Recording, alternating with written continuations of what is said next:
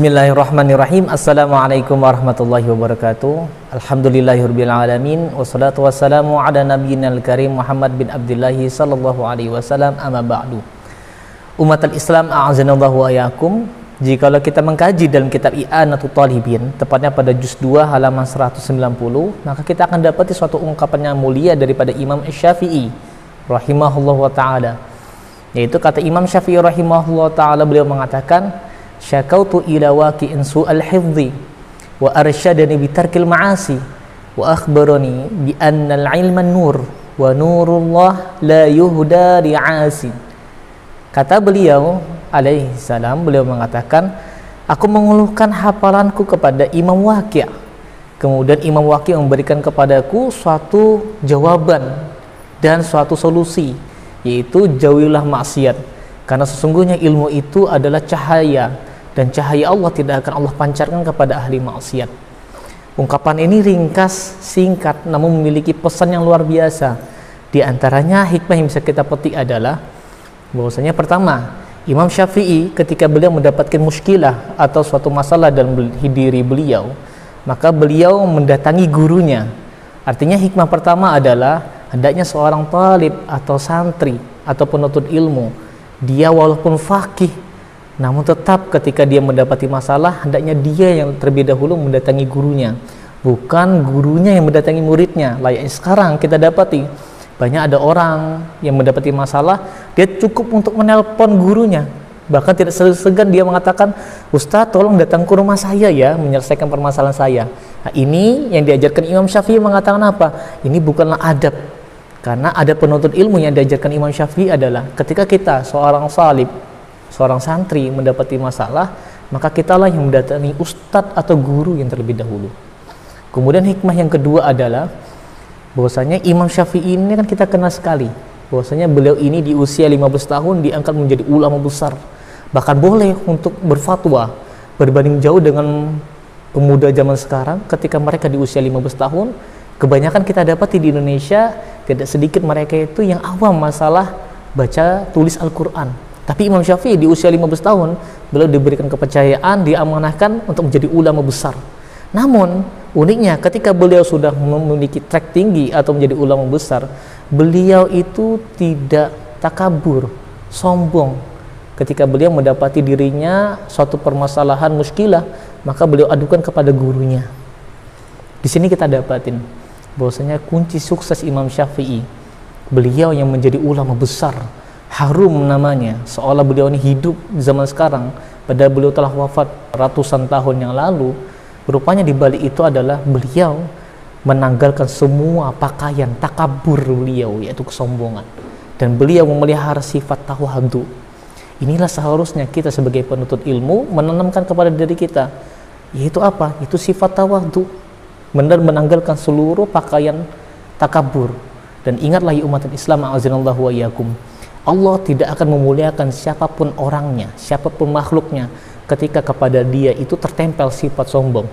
Bukankah kita memahami dalam Al-Quran Allah abadikan, wa idz qulna lil malaikati isjudu li Adam fasajadu illa iblis.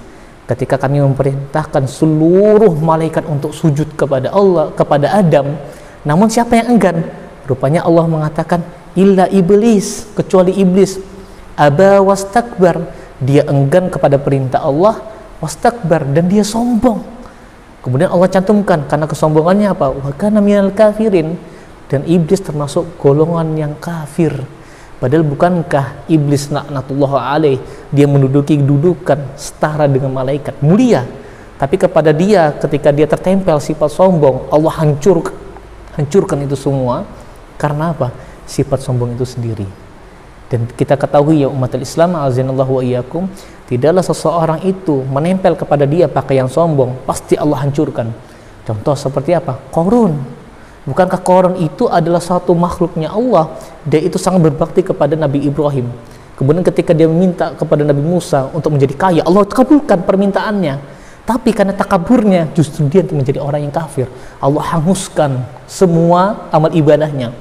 Abu Jahal laknatullahi alaih, bukan dia termasuk tokoh yang pintar, bahkan diharapkan oleh Rasulullah keislamannya. Namun ketika tertempel pada dia sifat kesombongan, takabur, justru menolak karena takaburnya ini, dia menolak dakwahnya Nabi Sallallahu Alaihi Wasallam, sehingga membuat dia itu termasuk orang yang kafir.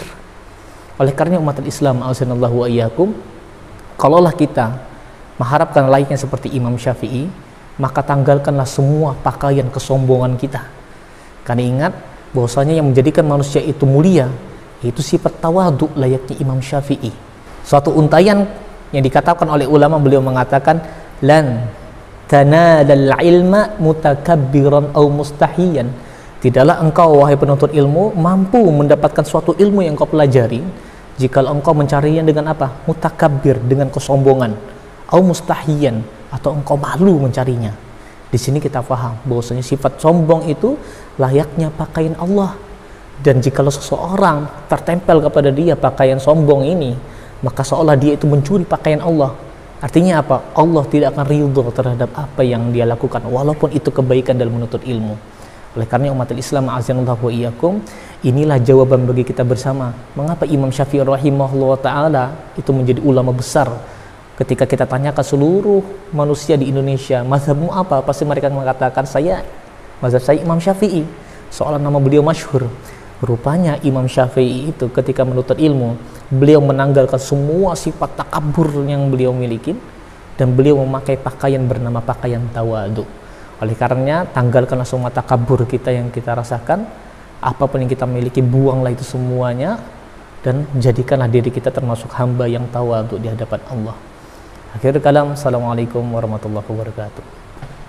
Bergabunglah bersama gerakan Infak Peduli Dakwah. Hanya dengan mendonasikan dana Anda sebesar Rp50.000 setiap bulan, berarti Anda telah membantu syiar dakwah Islam hingga ke berbagai wilayah pedalaman Kalimantan Timur. Karena dakwah tak harus ceramah. Kirim SMS atau WA Anda, ketik GIB dakwah, kirim ke 0811 586 1331.